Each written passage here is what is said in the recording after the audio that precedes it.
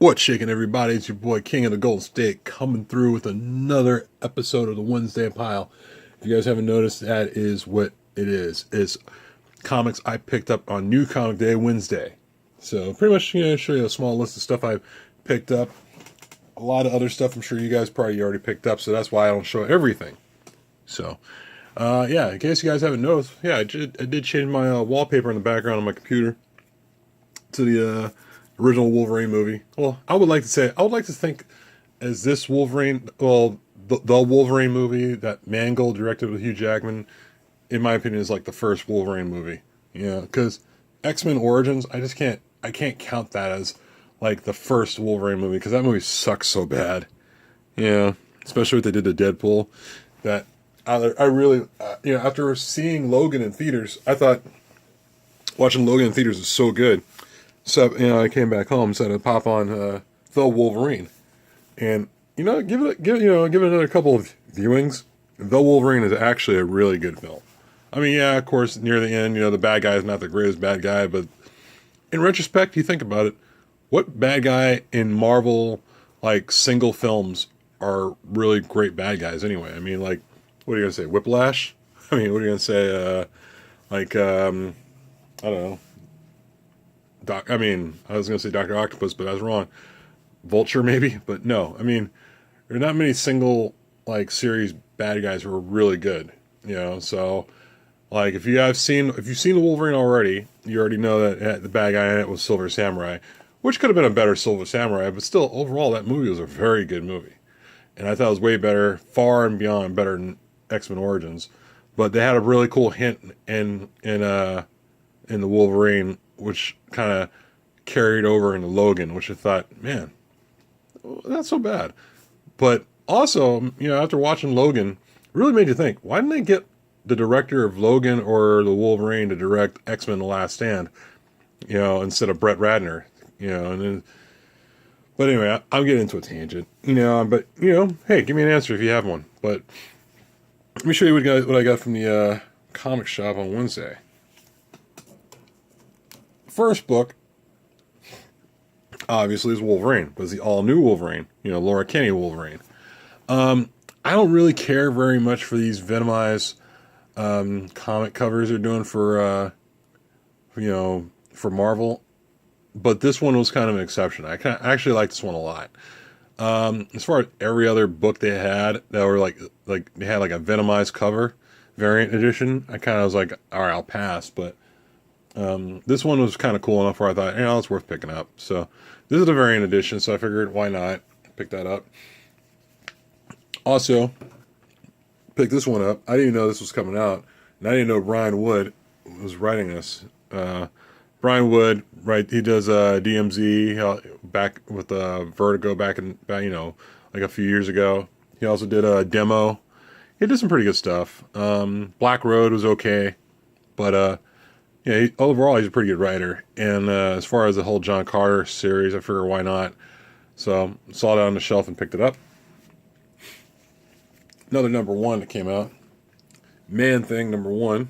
Those who know fear.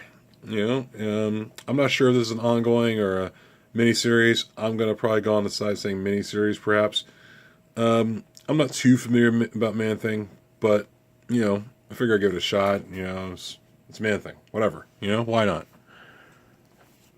Also picked up this issue 2 of Planet of the Apes and Green Lantern. This is an underrated title. I read the first issue. I'm actually trying to look for the variant covers they have because it's really cool. But the first issue is really good, guys. It prompted me to pick up the second issue, and I don't know who in the boardroom came up with an idea of saying, hey, I got an idea. How about Planet of the Apes and Green Lantern? Because that guy deserves a hug. Because this was really good. The first issue was really good.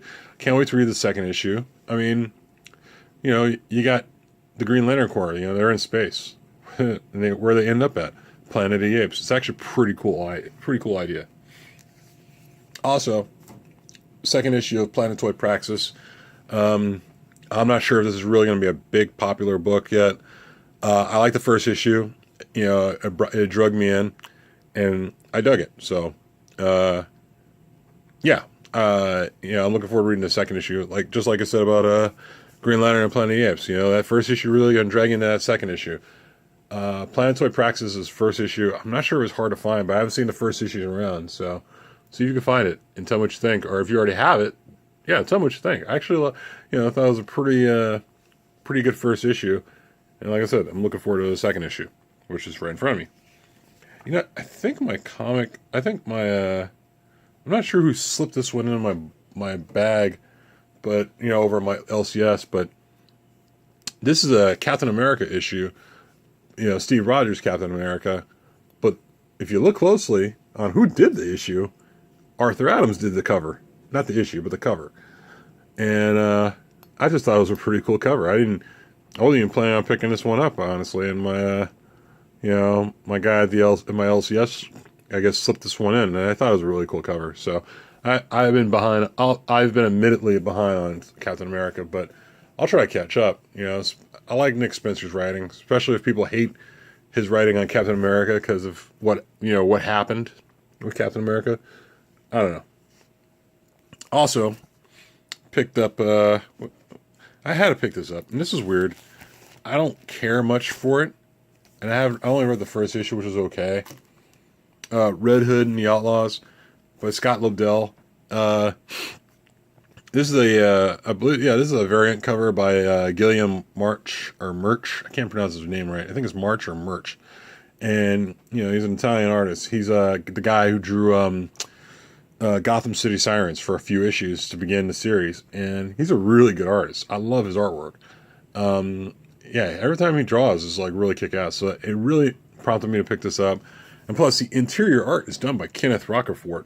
If you guys aren't familiar with his work, he's done work on Superman New 52, and did some Ultimates work. Like the latest incarnation of the Ultimates. He also did the original cover of this, Red Hood and the Outlaws.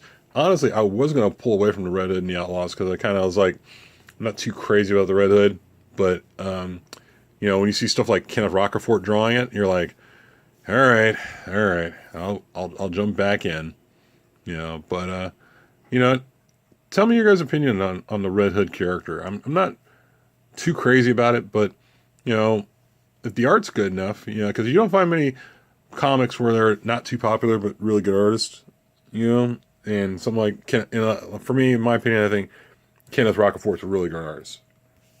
All right, guys, another book here. That's a variant cover of Wonder Woman. I know I show you guys this, Wonder Woman covers by God, name escapes me. I had a lot of things going on today, but anyway, God, what is her name? But I had I always seem to. I clearly like the Wonder Woman covers that are going on right now, especially if they were done by Frank Cho or this artist. Give me a second, I'm losing my mind. Oh God. But the series is good. It's crazy how this thing's already on issue 18. And it's only they've only had the DC Rebirth out for only a few months, and just to see that, let's see here, Jenny Friesen, I'm losing my mind. It's Jenny Friesen did a great cover of Wonder Woman. I love this cover. It's probably, out of all her covers she's done, this is probably a really good cover, probably her best. And she's done some really good covers. This is probably her best cover.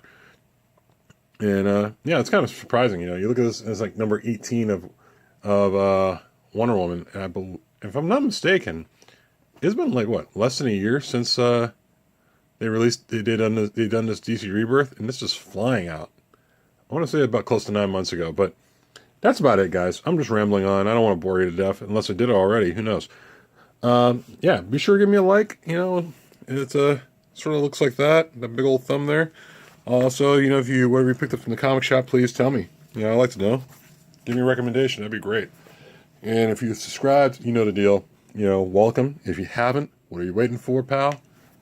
Or actually, it's the other way around. If you subscribed, welcome to the party, pal.